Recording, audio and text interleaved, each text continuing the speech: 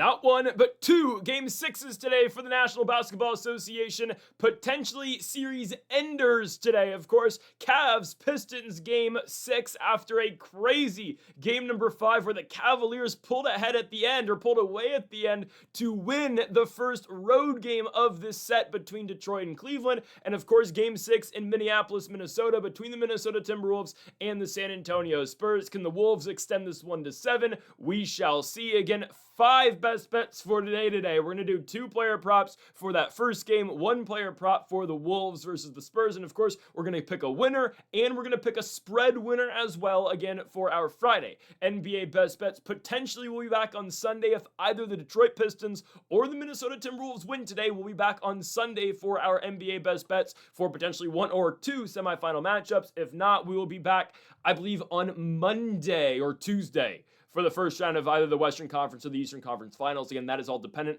on who wins today in those games. Folks, before we get into the video, make sure to hit that subscribe button down below for some more daily NBA best bets here on the channel. Earlier today, and continuing to run daily on the channel, are MLB best bets, and on Greedo Plays MMA this week, our UFC Fight Night Allen versus Costa full card predictions, and our MVP Rousey versus Carano full card predictions from the Intuit Dome in Inglewood, California. Let's go. First of 5 best bets today for the NBA. Let's kick things off with our first player prop, Cade Cunningham over 26.5 points. If it ain't broke, do not fix it. We had Cade Cunningham's over in game number 5. He easily goes over, as Cade did absolutely everything for the Pistons in game number 5. Ultimately, it was not enough, as the Pistons ended up losing the game by 4 points in overtime. I thought that game was, trending in the direction of pretty much every single game of this series.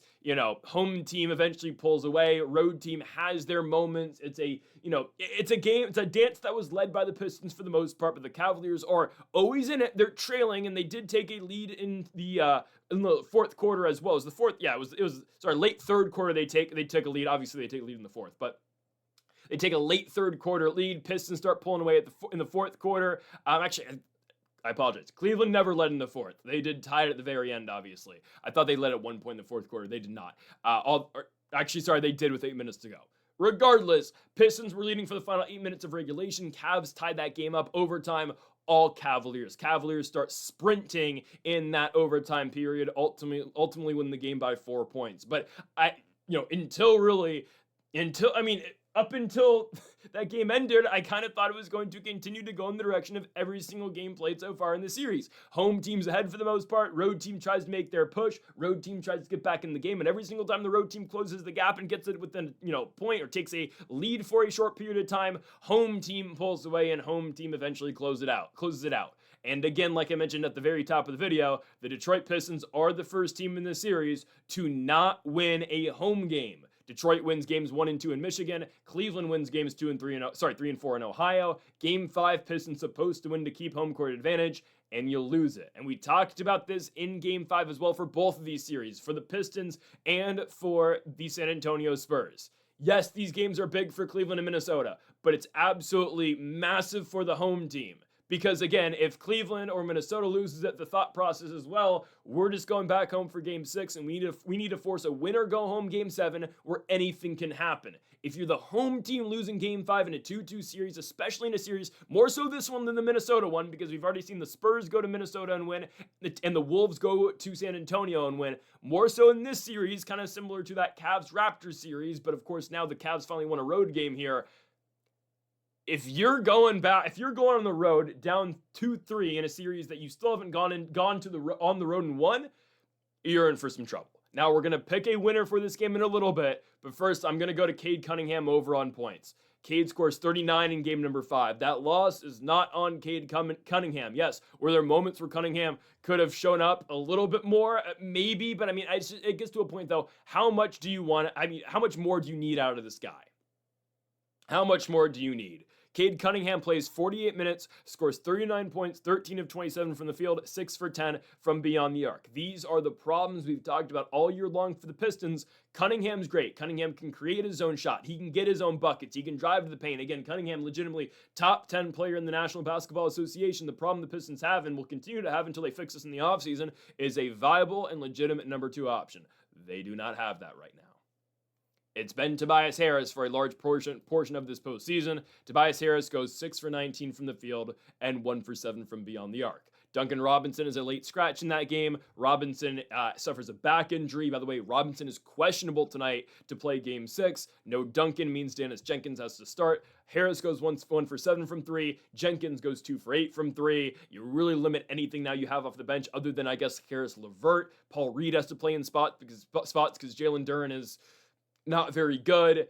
Cade scores, the rest of the team doesn't really get anything around him. Cunningham's going to continue to score, and the line, again, is somewhat low, I believe, for Cunningham. It's the same exact line we got for Game 5 in Detroit. It's 26.5 at minus 115. Sign me up again for this line is what I can say. I will absolutely take this yet again for Cade Cunningham. I believe in Cade. He's the leader of this team, and I don't know where the other points are going to come from. I do not know. If the Pistons are going to win this game, Tobias Harris needs to be there, and this is what I've continued to tell you this entire postseason and for the back end of the second half of the regular season too. Teams are not scared of Tobias Harris beating them in the playoffs. Tobias Harris cannot go 6 of 19 and 1 of 7 from 3 if the Pistons are going to win games in the playoffs. And win series in the playoffs. This is a team that needs to win here, win on Sunday in Game 7, beat the Knicks, which I still think is a great matchup for them, and then find a way to beat either the Thunder or the Spurs or I guess the Wolves in the NBA Finals. And you can't do that with Tobias Harris as your number 2 option in the Big 2026. Cade Cunningham over 26.5 points at minus 115. Why? Nobody else can do the scoring for them. And if Cunningham doesn't score 27 points, the Pistons aren't putting up 90. Okay? The Pistons will score under 90 points if Cunningham can't score 27 tonight. I'm taking Cade on the over, which leads me to my next point from one Pistons All-Star to another. You thought I was going to a Cavaliers play? Nope. We'll talk about the Cavaliers more in a second. Jalen Duren under 10.5 points. It's getting to the point where do they just play Paul Reed 40 minutes? I'm serious. Jalen Duren is offering this team nothing. He's not offering this team anything.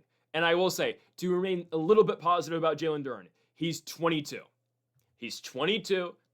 He's got a long way to go. He's a young player, got a long career ahead of himself, of course. Jalen Duren just became an All-Star this year for the first year, for the first time, first year All-Star for him, or first time being an All-Star this season. He had a great regular season. He's been non-factor in the postseason, and he's been borderline unplayable in the postseason. Jalen Duren does not play overtime for the Pistons. That goes to Paul Reed, and that's the discussion going into this Game 6. I don't think they're just going to start Paul Reed, but how many minutes does Duren really get? And, I mean, definitely you can say he's going to be on an absolutely short leash in this game. Just how short is that leash tonight, though, for Duren?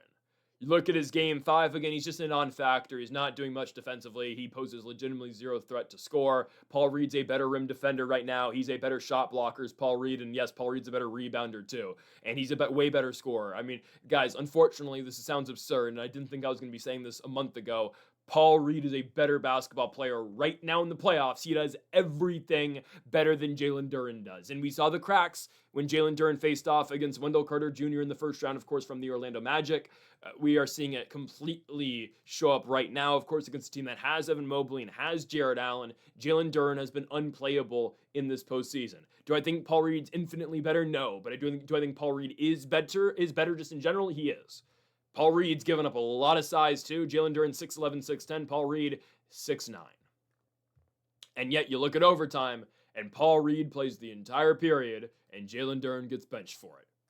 JB Bickerstaff decides, okay, my best option to win this game at center is playing a little bit smaller and going to Paul Reed. And of course, overtime didn't go so well for Detroit. I understand. That's where Cleveland found their way to pull away, obviously. But that's a problem that Detroit has. There are so many problems with this roster, and it puts them in a really weird spot in the offseason. I don't want to completely talk offseason yet. I will in a second maybe. But just because, they are still alive and they could win this game and force a Game 7. And I think if the Pistons win today, I'm probably going to pick them to win the series. Why wouldn't I? Going back home, I know they did lose Game 5 at home, but they would be expected to win the series if they're able to take one off of Cleveland tonight. Unfortunately for the Pistons, they're dogs, and no team, including the Raptors, it's only 2 teams, but still, the Cavs are undefeated at home so far in the playoffs. Cleveland is 6-0 so far at home, trying to make it 7-0 tonight. But the Jalen Duren thing's a problem. Jalen Duren plays 25 minutes, he attempts 5 shots, he gets 4 free throws. he's not going to play 25 minutes tonight. I don't think he's going to. Unless Jalen Duren shows us something that we haven't seen all postseason long, and we see a different version of Jalen Duren. And hell, we see regular season Jalen Duren. He's not going to be playable tonight. Yes, where this team's going to have to play Paul Reed. They'll have to mix in some Isaiah Stewart minutes. They're not getting what they wanted of Duren, and that's only going to continue tonight. You know, I would say it's an even larger scaled version of Jakob Poeltl. How Jakob Poeltl was borderline unplayable for Toronto against the Cavs, where they had to go smaller and play CMB Colin Murray-Boyles. Even though Poeltl, as the series went on, though, Poeltl found his ways. Am I telling you Poeltl was better than Colin Murray-Boyles in Game 6 and Game 7? No. But Poeltl, he went from unplayable early in the series to, Poeltl's in the court, but okay, fine. He can get CMB some minutes off. Jalen Duren's just, again, it's just not good hoops when he plays. He doesn't offer them anything. And that's a problem because what do you do going forward with this guy? Great regular season, was an all-star. He put up 20 and 11 in the regular season. Great numbers. What do you do now? I'm taking his under. He's not going to play much, and he's not scoring 11. Jalen Duren under 10.5 points at -120.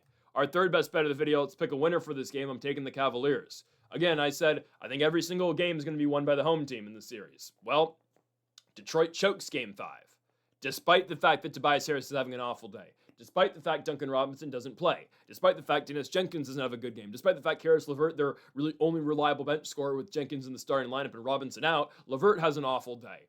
Cade Cunningham is trying to will this team to victory, and of course, I said earlier it wasn't enough. Again, how much do you want out of the guy? But I guess they needed more. Ultimately, the Pistons still lose. And yes, they blow a huge lead. They were up from 8 minutes left in the fourth quarter all the way until the final seconds of regulation. Cavs find a way to send the game into overtime. Cleveland wins the game by 4 points. Again, disastrous stuff by the Detroit Pistons. So here we go. Game 6. Shout out to James Harden. I've gone at Harden pretty hard so far in this postseason.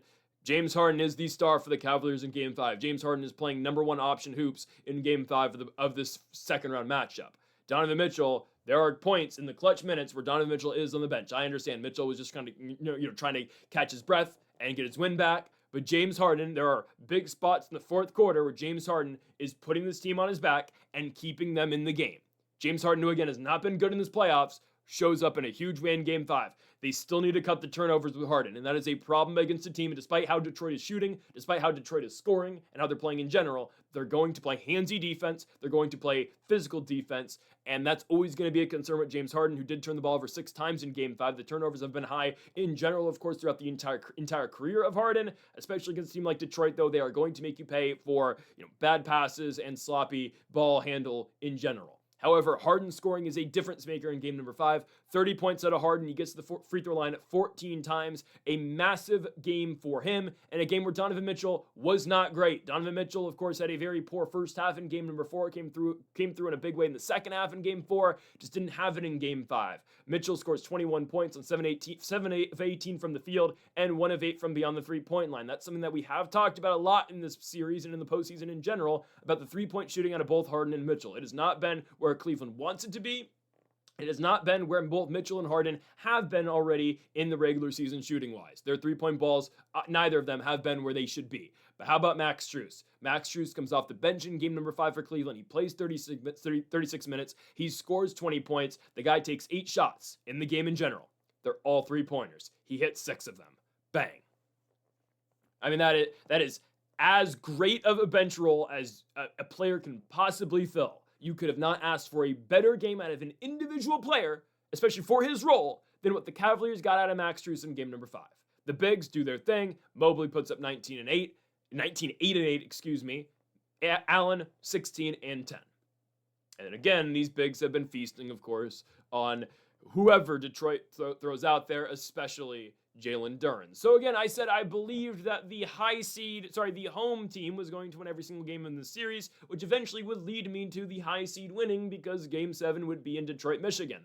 I still believe if Game 7 is played, the Pistons will win it, and the Pistons will move on to the second round. The problem the Detroit Pistons have is this thing is not going 7. The Cleveland Cavaliers are going to eliminate them tonight. There's a reason Cleveland is a 3.5-point favorite at home at Rocket Arena. That's, again, for a good reason. They are the better baseball. Doing too much MLB. They're the better basketball team. In this spot, they're the better basketball team. Will I tell you Detroit's the better basketball team at home if they get to Game 7? Yes, they will be. But at home, the Cavs are not losing. They're not losing to Detroit. And I'll tell you again, I've been very upfront with you this entire series. Cavs win, that means Knicks go to the NBA Finals. Pistons win, that means they go to the NBA Finals. Yes, I now believe, for the first time in a while, I believe the New York Knicks are going to the NBA Finals where they will get swept. No, they'll take a game. They'll lose in 5 games to the Oklahoma City Thunder. If they play San Antonio, New York might win. No, I'd still take San Antonio probably in 6, but still. The Knicks would have a much better chance, don't get me wrong, against the Spurs. It's such a catastrophic collapse from the Pistons in Game 5. It just is to me. I mean, you are up 8 points with 4 minutes and you find a way to choke it. You know, it's just unacceptable stuff. Even, I mean, you're up late. You're up 5 with, a minute to go, and the Cavaliers find their way. And again, Cleveland just plays very well at the tail end of that fourth quarter. They had an opportunity to actually win it in the fourth quarter as well. They had the last shot with Donovan Mitchell that got blocked by Asar Thompson. But the problems we have continued to talk about all year long from Detroit have continued to stand, and they have held true. Tobias Harris being a number 2 option, Duncan Robinson's 3-point ball. Can both Tobias Harris and Duncan Robinson beat you in the playoffs? The lack of a bench. Now, I didn't expect the Duren storyline to be as massive as it is, but here we are. They have too many problems on this team, and I think the Cavaliers are going to beat them tonight. Cleveland is by far the way more complete basketball team, and oh, by the way, they have home court advantage in this one. Cleveland 6-0 so far in the postseason at home. They will go to 7-0. Cavaliers win, advancing to the Garden next week to take on the New York Knicks. For the Detroit Pistons, very briefly, I'll wrap this up on their season. I mean, maybe we do see them for Game 7, so we shall see. And we could be talking about them in a whole different light. I don't know what they're going to do with Duren, because Duren's going to want the big contract, and now his value is nowhere near what it once was. I don't think you trade Duren, but maybe you do. I don't know. Definitely for Detroit, though, you need to find ways to get shooters, and you need a legitimate number 2 option. So if that means, yes, sign and trade Duren, or just trade him straight up to try to get a younger scorer, absolutely do it immediately. You need scoring to win in the NBA. Yes, you need defense, but that's Detroit's identity. You need some scoring on this team, and you can't get away with running Tobias Harris number 2 option hoops in the association in the year of our Lord 2026. I'm taking the Cavaliers, though, to ultimately win the game and cover 3.5, advancing to the Eastern Conference Finals to match up with the New York Knicks. Going on now to our 4th best bet of the video, and of course our second game of the day, the other Game 6 at the Target Center, Timberwolves versus Spurs. Anthony Edwards, over 26.5 points at -115. It's the only player prop I feel confident in here. I think Ant's going to have a really big game in this one. We look at the 2 home games Ant's played so far in the series. He's been unstoppable for the Timberwolves, especially in the second half. Edwards in game number 3, 32 points in 41 minutes on 3 of 9 from beyond the arc and 12 for 26 from the field. In game number 4, Anthony Edwards plays 40 minutes, 13 of 22 from the field, 3 for 5 from beyond the arc, 7 of 8 from the charity stripe, and 36 points. There's a huge discrepancy in the scoring that Anthony Edwards shows at home compared to what he's been doing on the road for this team. Now, of course, we need to talk about how these games were actually played. Game 1, Ant's coming off of an injury where we didn't expect him to be back in the first place until game 3. Of course, the Wolves steal game number 1 in San Antonio off of a great effort out of Julius Randle and a phenomenal fourth quarter, do not get me wrong, from Anthony Edwards, but Edwards came off the bench in that game and did not put together a full, rotational role in that game.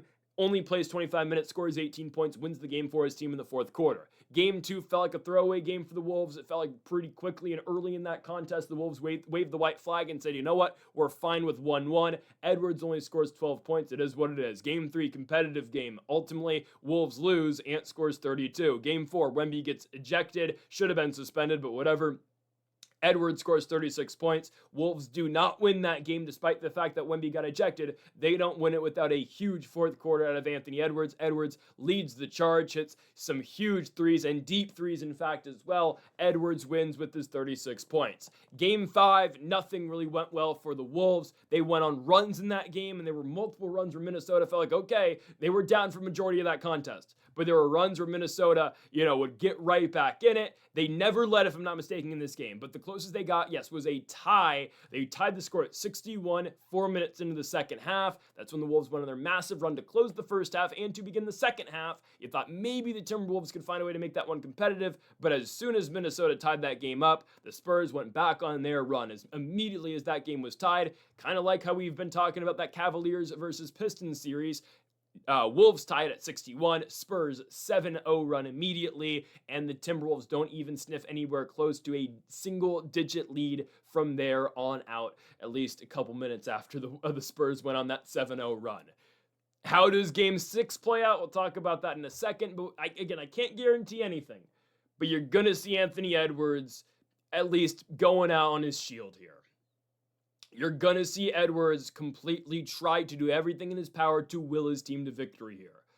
And I don't know what happens in Game 6. Again, I'll give you my best guess on what's going to happen and my best bet for the spread. But again, I do believe Anthony Edwards is going to be the best player on the court tonight. And I know how good Victor Wembanyama is and how the Timberwolves and Anthony Edwards has said this himself too. When you play Wemby, sometimes you just got to hope he misses because ultimately there's nothing you can do against the guy because he's 7'4", 7'5", 7'6", however the hell tall he is.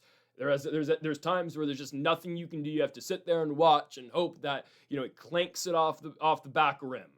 That's how you have to approach Wembanyama at times, especially with the personnel that the Minnesota Timberwolves have. Again, I don't want to get too far into the OKC series, but OKC actually does have the personnel to deal with Wembanyama, so that's why it's different, but whatever. The Wolves don't, okay? The Wolves just have Gobert, and there's literally nobody else in this team that can try to guard Wemby. Yes, they'll try to go Randall and then double at somebody else and bring over the corner defender, but it's just an uphill climb for this team. OKC actually has the personnel to deal with Wembanyama. Not saying they'll shut Wemby down. I think if the Thunder win that series, which I expect them to, it's not going to be because Wemby scores 5 points a game. It's again it's not about how you stop Wembanyama. It's about how you contain and hold Wembanyama to X amount of points.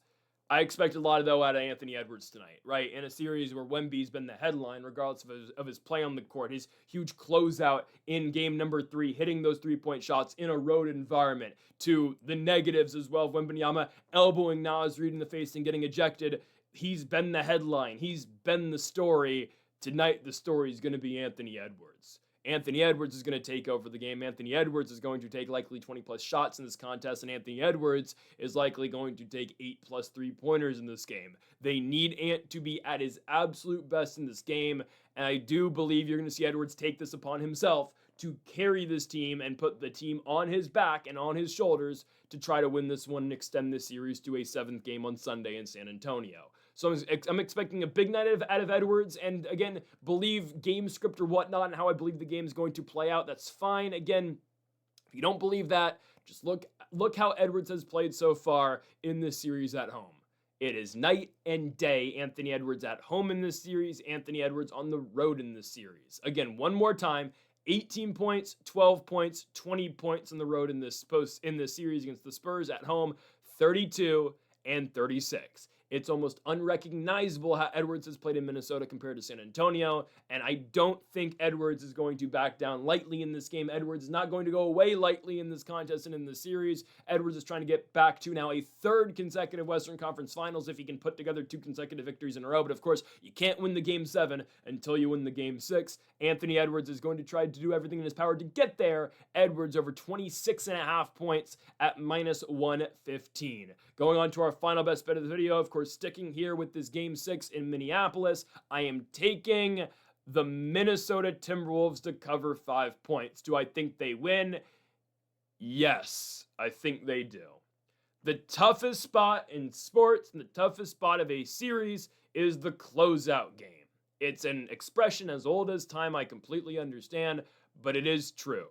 Teams play tougher in closeout spots, especially when you have to play them at home. There's a new sense of pride when your back's against the wall, especially, again, a little bit different. I would bring up the comparison to that Lakers-Thunder series because the Lakers played so well in game number 4. I'd argue it was one of the best games they played the entire season, but that was the Lakers looking to avoid being swept. They were down 3-0, and they just didn't want to lose a 4th consecutive game. They wanted to prolong that thing to OKC. This is different. Minnesota's not just playing for pride. They're just not playing for their ego of not being swept, of not, losing and getting eliminated on their own home court. No, there is still hope and there is still belief for the Minnesota Timberwolves that they can win the NBA Finals. Now, will they actually be able to do so? No, but of course that has to be the end goal in mind for every player still left in the postseason. And Minnesota still has somewhat of that belief. All their goal is now win this game and, of course, force a game 7 where, again, things are just different in game 7s. We've seen Minnesota pull it off in the past in huge game 7 spots. Need I remind you, 2 years ago in a game 7 in Denver, Colorado, where Rudy Gobert hit that random mid-range shot on mid-range fader against Jokic, and the Wolves won a game 7 where Ant only scored 16 points 2 years ago. Again, that's the name of the game for the Wolves. Get this thing to game 7 because, again, like that Nugget series a couple years ago, anything can happen. Ultimately, looking at this contest between San Antonio and Minnesota, I do believe the Wolves are able to find a way to cover. I do think they will, and I think they're going to win as well. Again, a team that does not have much playoff experience, and I understand the Spurs don't entirely look like a team that has no playoff experience because of how they were, so poised in that Portland series, even in a game 3 without Victor Wembanyama, in a game where they were staring down a 2-1 deficit. They found a way to win. Wembanyama, even though, maybe the moment kind of did get to him a little bit in game 4, of course, with the elbow to the face against Naz Reid. Game 3, the closeout for Wembanyama, not to close out the series, but to close out the win in the clutch 3-point shots that Wembanyama hit in that game 3 in Minnesota to clinch that victory to go up 2-1. They don't look like a team that hasn't been here before, but it's a whole different animal, and it's a whole different game when you're trying to find the elimination on the road. And I know, San Antonio, they beat the Blazers. A couple different things. The Blazers are nowhere near the level of the Timberwolves. The Blazers don't have the playoff experience as the Wolves. And the Blazers had to go to San Antonio for a closeout game. Who cares? We knew the Blazers were losing that series the minute they choked that game 3 without Wembanyama on the court. But playoff experience is a big deal. The Spurs got the benefit of playing a team in the first round in Portland with, besides Drew Holiday, a team that had zero playoff experience. And Robert Williams, whatever. A team that, for the most part, had zero playoff experience, of course, especially with Portland's young core and Adjiva and whatnot. Okay. Scoot Henderson. Minnesota's been here. This is an expectation for the Timberwolves. And, of course, the next step in the goal for Minnesota, obviously, is always a Larry O'Brien. It's always a championship. Ultimately, that's a goal that they have fallen short on in back-to-back seasons, falling before the NBA Finals. But they've been here before. This core with Julius Randle and Rudy Gobert and Anthony Edwards, they have been able to win series and they have gone far in playoffs. There is experience on this side. This team has been back, they've been back to the wall before and they've gotten out of spots in the past prior as well. This is not a new situation for Minnesota. This is not a new experience for Minnesota. It is a new experience for San Antonio, having to go, not just closing out a team again that is really great and a team that has, one of the best players in the sport. It's also going on the road and finding a way to close out this team. It's a difficult proposition if you are San Antonio.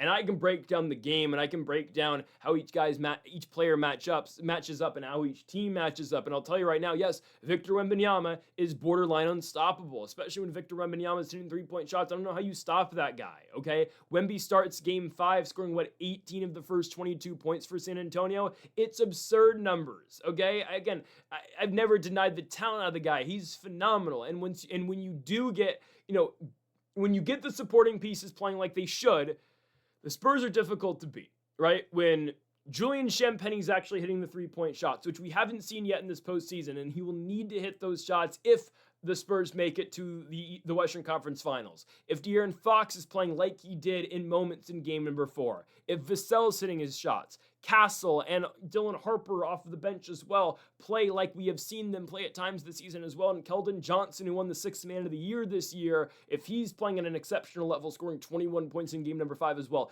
if all those guys are giving Wembanyama support both off the bench and in the starting lineup, they are difficult to beat.